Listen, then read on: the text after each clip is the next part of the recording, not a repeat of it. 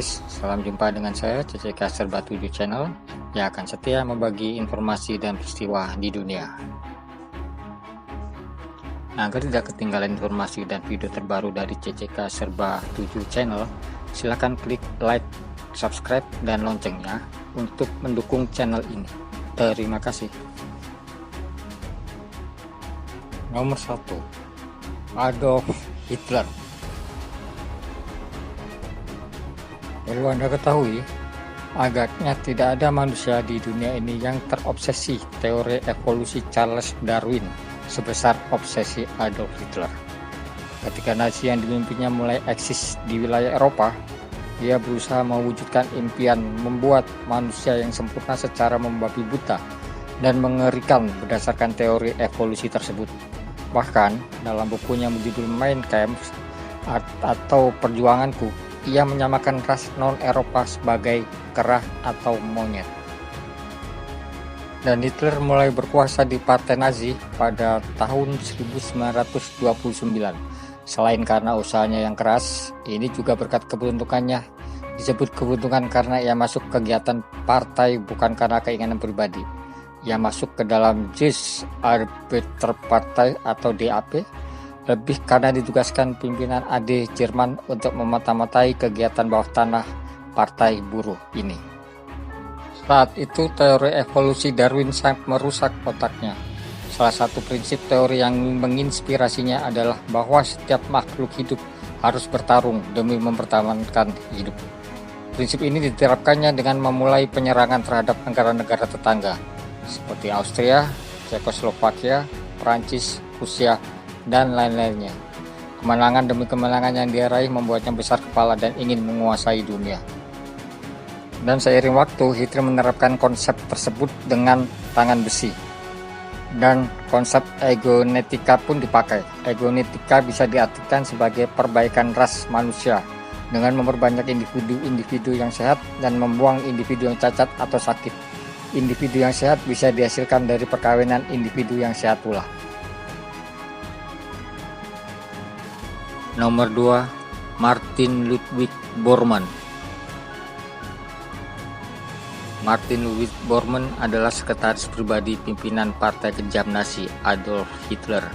Sebelum bergabung dengan partai yang dipimpin Hitler, pria yang akrab disapa Bormann ini adalah seorang siswa yang dikeluarkan dari sekolah dan memilih bekerja sebagai petani sebelum akhirnya bergabung dengan militer Jerman yang bertempur pada Perang Dunia Pertama. Di tahun 1942, suami dari Gerda Busch ini ditunjuk sebagai sekretaris pribadi Hitler dan mendapatkan jabatan sebagai wakil Führer. Selama menjabat sebagai sekretaris pribadi Hitler, Bormann banyak ditugasi dalam hal surat menyurat, pembuatan makalah, dan banyak lagi. Sejak saat itu, nama Bormann banyak dikenal karena segala hal yang berkaitan dengan Hitler haruslah melalui dirinya. Perlu diketahui, selama memimpin Nazi, Hitler terkenal dengan kekejamannya dan dalam melakukan pembunuhan. Sebut saja pembunuhan massal yang dilakukan Hitler pada tahun 1934 pada komunis dan Yahudi. Banyak pihak yang tidak setuju dengan apa yang dilakukan Hitler, mengingat Hitler melakukan pembunuhan akibat dendam pribadi yang ia pendam. Akibat peristiwa ini meletuslah Perang Dunia yang mengakibatkan kekalahan bagi partai Nazi dan berhasil memukul mundur Hitler dan juga Bormann. Saat itu keduanya bersembunyi di bawah tanah Führer untuk melarikan diri. Namun pada tahun 1945, tepatnya pada tanggal 30 April, Hitler ditemukan tewas bersama istrinya akibat bunuh diri, yang kemudian jasadnya dibakar. Tidak lama berselang, beberapa hari kemudian menurut beberapa rumor, Bormann dibunuh oleh kawanan sekutu dan pasukan tank milik Rusia yang berhasil menundukkan Jerman. Namun, tak sedikit mengatakan bahwa Bormann tewas akibat menelan sianida.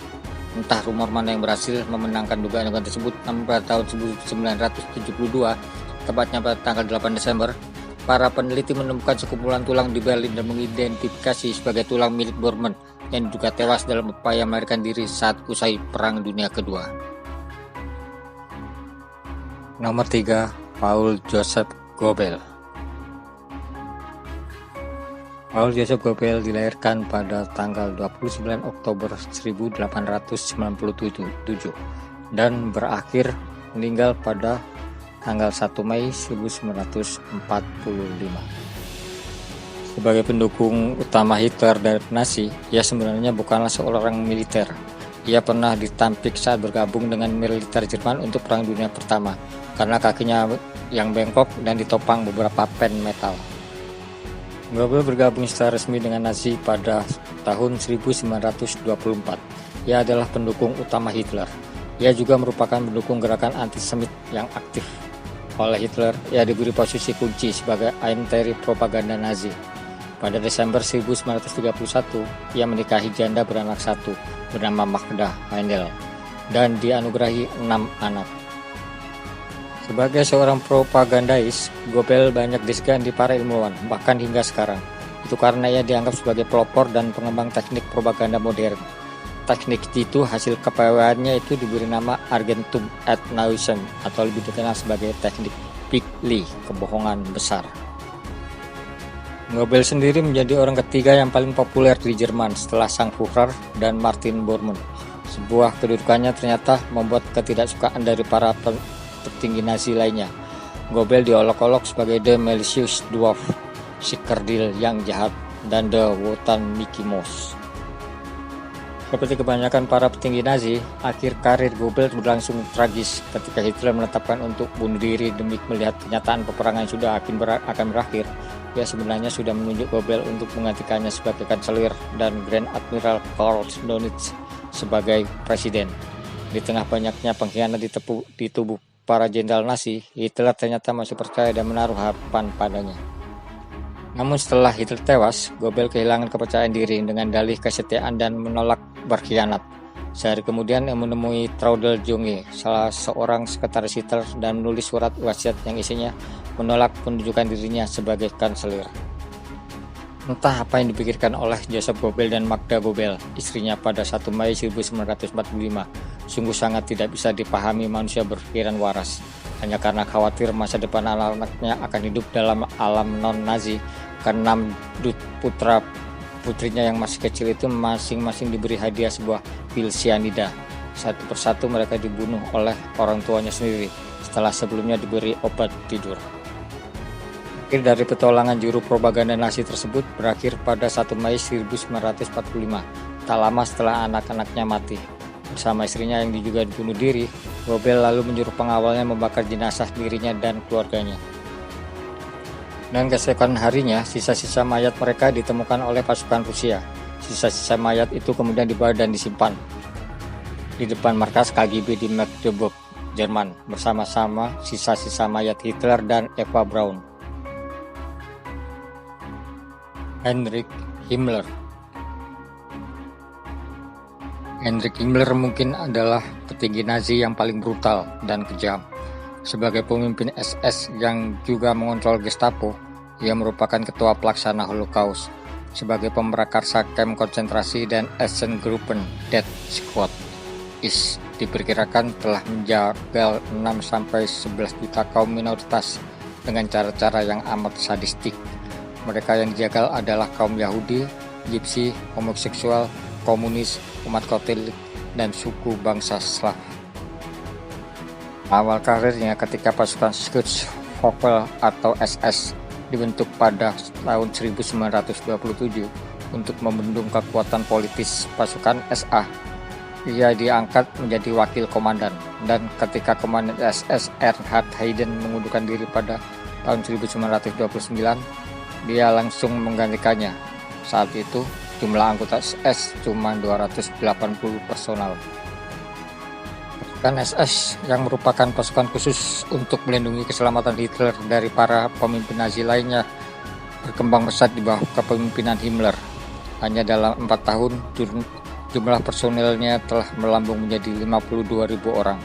Personal SS terdiri dari manusia yang lolos seleksi eugenetika Hitler.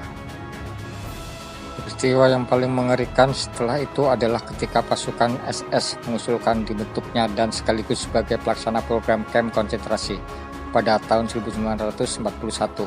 Mereka juga mengadakan kamp pembasmian atau extermination camp di Polandia. Di dua jenis kamp inilah dilakukan Holocaust, pembantaian massal bagi kaum Yahudi, suku bangsa Roma, homoseksual, komunis, dan penganut agama lain selain paham Nazi. Jutaan jiwa melayang akibat program brutal ini. Himmler terlahir pada tanggal 7 Oktober tahun 1900 dan meninggal pada tanggal 22 Mei 1945.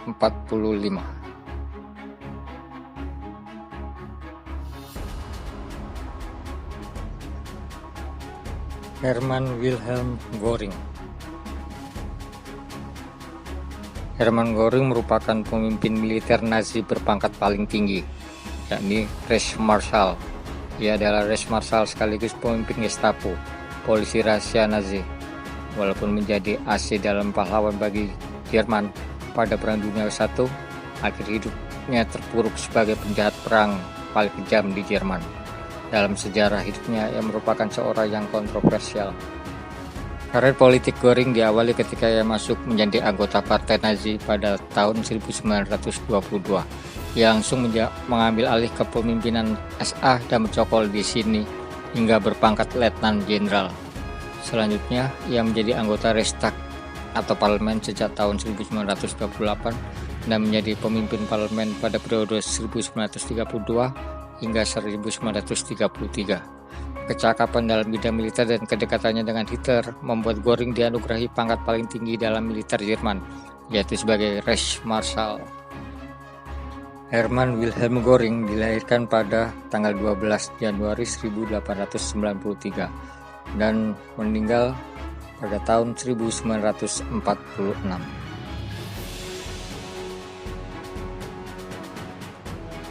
Walter Richard Rudolf Hess. Apa yang dilakukannya dalam peristiwa misi rahasia Hess memang masih misterius. Namun sebagai salah satu elit partai Nazi, ia termasuk yang berumur panjang dan berpikiran jauh ke depan. Itu sebab ia dituduh sebagai penggerak dan figur bagi kaum neo-Nazi. Sebagai seseorang yang sangat dekat dengan Hitler, ia memang dianggap yang paling tahu tentang pikiran sang Führer. Hidupnya mulai berubah ketika mendengarkan pidato politik Hitler pada Mei 1920. Begitu terpesonanya sehingga ia berjanji untuk mengabdikan diri sepenuhnya pada Hitler. Ia segera menjadi orang kepercayaan Hitler. Ia sempat dipenjara bersama Hitler ketika tertangkap dalam Birholpotz, peristiwa revolusi gagal. Jabatannya waktu itu sebagai komandan batalion pasukan SA. Saat dipenjara di Lensburg, itulah yang menuliskan buku Mein Kampf yang didiktikan Hitler. Buku ini segera menjadi buku terkenal, paling laris dan menjadi pegangan bagi para penganut paham Nazi. Sejak keluar dari penjara, Hess kemudian menjadi sekretaris pribadi Hitler. Rudolf Hess dilahirkan pada tanggal 26 April tahun 1894 dan meninggal tahun 1987. Reinhard Heydrich. Reinhard Tristan Eugen Heydrich adalah pejabat tinggi SS dan polisi Jerman selama era Nazi dan arsitek utama Holocaust. Dia adalah kepala kantor keamanan utama Reich, termasuk Gestapo, Kripo, dan SD. Dia juga Stellvertreter Reichsprotektor atau wakil pejabat pelindung Reich dari Bohemia dan Moravia. Dia menjabat sebagai Presiden Komisi Polisi Kriminal Internasional atau disebut ICPC, yang kemudian dikenal sebagai Interpol, dan memimpin konferensi Wenes Januari 1942 yang meresmikan rencana untuk solusi akhir untuk pertanyaan Yahudi, deportasi dan genosida semua orang Yahudi di wilayah pendudukan Jerman di Eropa. Heydrich memulai pemerintahannya dengan meneror penduduk yang mengumumkan darurat militer, dan 142 orang dieksekusi dalam waktu 5 hari setelah kedatangannya di Praha. Nama mereka muncul di poster di seluruh negara yang diduduki. Sebagian besar dari mereka adalah anggota perlawanan yang sebelumnya telah ditangkap dan sedang menunggu persidangan. Menurut perkiraan Heydrich, antara 4.000 dan 5.000 orang ditangkap dan antara 400 dan 500 dieksekusi pada Februari 1942. Mereka yang tidak dieksekusi dikirim ke kamp konsentrasi Mauthausen-Gusen, di mana hanya 4% tahanan Ceko selamat dari perang. Perdana Menteri Ceko Elias termasuk di antara mereka yang ditangkap pada hari pertama. Dia diadili di Berlin dan dijatuhi hukuman mati, tetapi tetap hidup sebagai sandera. Dia kemudian dieksekusi sebagai pembalasan atas pembunuhan Heydrich. Reinhard Tristan Eugen Heydrich terlahir tanggal 7 Maret 1904 dan meninggal tanggal 4 Juni 1942 dalam usia ke-38.